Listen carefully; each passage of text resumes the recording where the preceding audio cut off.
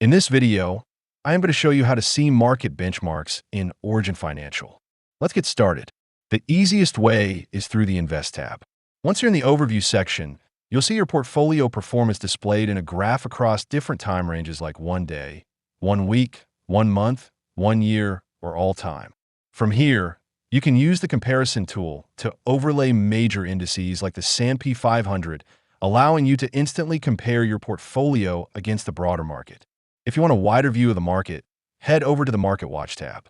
This section shows real-time index performance, sector movements, and AI-powered summaries, so you can quickly understand overall market trends.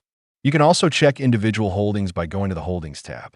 Select any asset and tap the AI button to get a deeper analysis, including what's driving performance and how it affects your portfolio.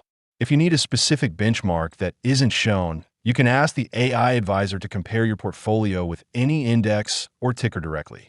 If you want to support our channel, feel free to use our affiliate link in the description below. Thanks for watching, and I will see you in my next video.